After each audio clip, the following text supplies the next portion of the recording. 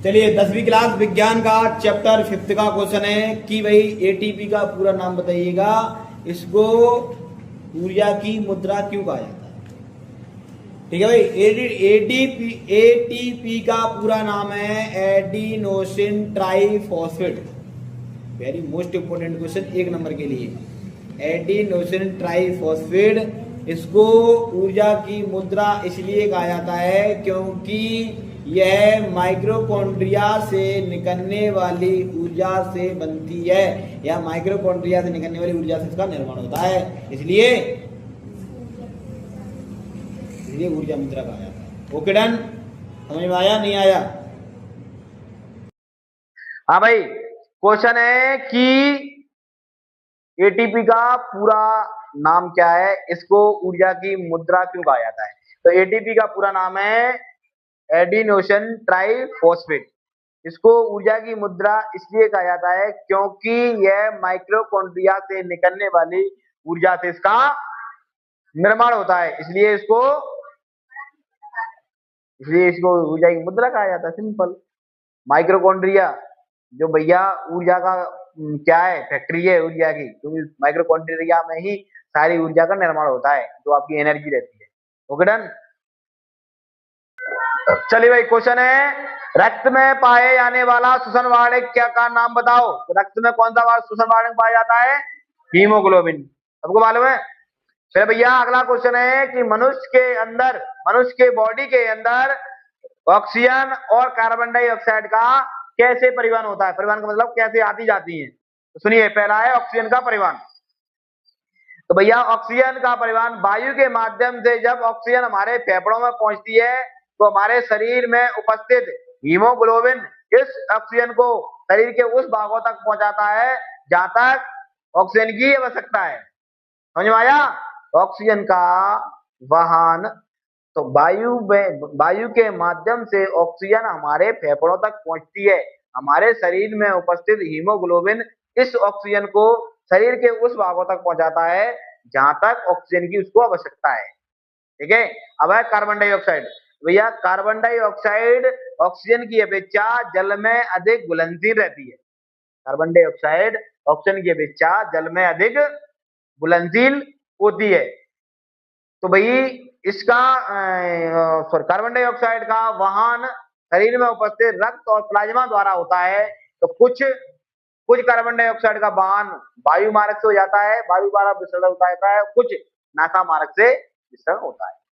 क्या बोला कि भाई कार्बन डाइऑक्साइड का वाहन कैसे होता है।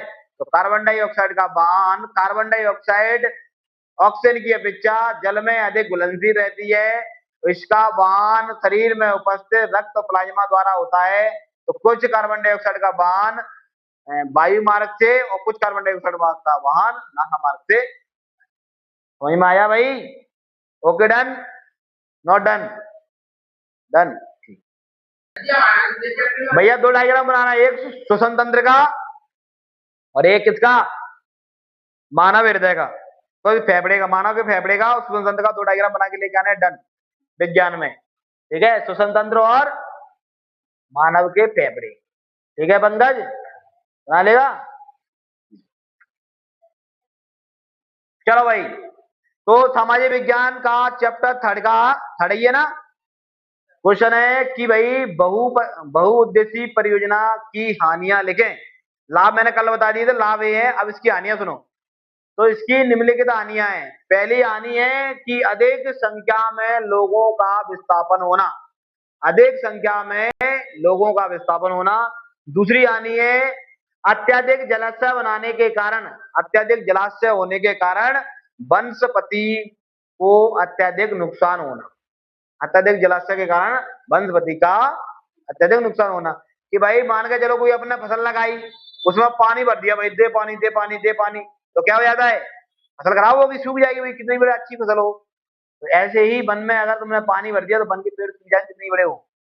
पानी भाई देखो, जो चीज अगर फायदा कर दी है वो नुकसान भी करेगी उसका ज्यादा यूज करने पर, है ना।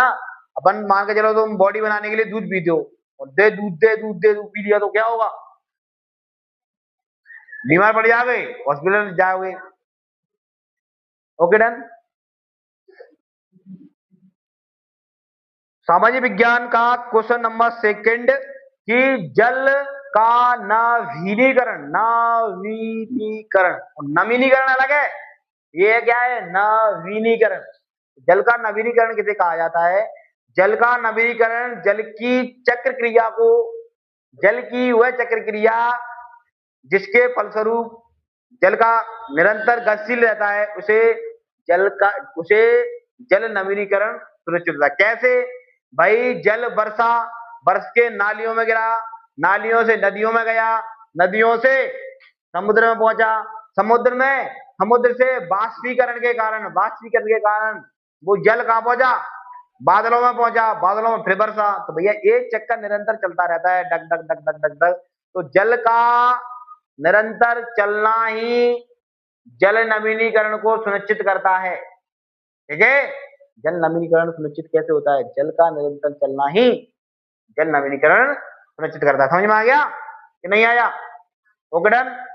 चलो भाई, चलिए नेक्स्ट क्वेश्चन है, बहुउद्देशीय परियोजना किसे कहा जाता है?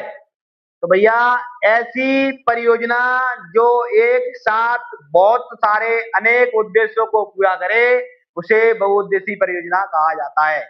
इसके अंतर्गत सबसे बड़ा उदाहरण है बहुउद्देशीय परियोजना का बांध, यानी कि डैम, जिससे आप क्या कर सकते हो? सिंचाई कर सकते हो, बिजली बना सकते हो, मछली पाल सकते हो, मृदा संरक्षण में जा सकते हो। तो भैया बांध एक बहुउद्देशीय परियोजना है। ठीक है? ऐसा उद्देश्य, ऐसी परियोजना जो एक से सारे उद्देश्य को पूरा करे, बांध से बहुत सारे उद्देश्य पूरे होते हैं, इसलिए बांध को बहुउद्देशीय परियोजना कहा जाता है। Okay done. ठीक है बेटा, चलो नेक्स्ट क्वेश्चन। चलो अगला क्वेश्चन है, बहुउद्देशीय नदी घाटी परियोजना किसे कहते हैं? नदी घाटी परियोजना द्वारा पूरक उद्देश्यों का उल्लेख कीजिए। तो भाई बहुउद्देशीय नदी घाटी परियोजना ऐसी परियोजना जिसके तहत नदी घाटियों की समस्याओं का समाधान हो, उसे बहुउद्देशीय नदी घाटी परियोजना कहते हैं। इसके अंतर्गत आता है सिंचाई, बाढ़ नियंत्रण, मृदा संरक्षण इत्यादि। Okay done. ठीक है, चलो भैया आज के लिए पर्याप्त। कल मिलेंगे सुबह 8 बजे। हाँ कल का ऑफ रहेगा बेटा, है परसों मिलेंगे।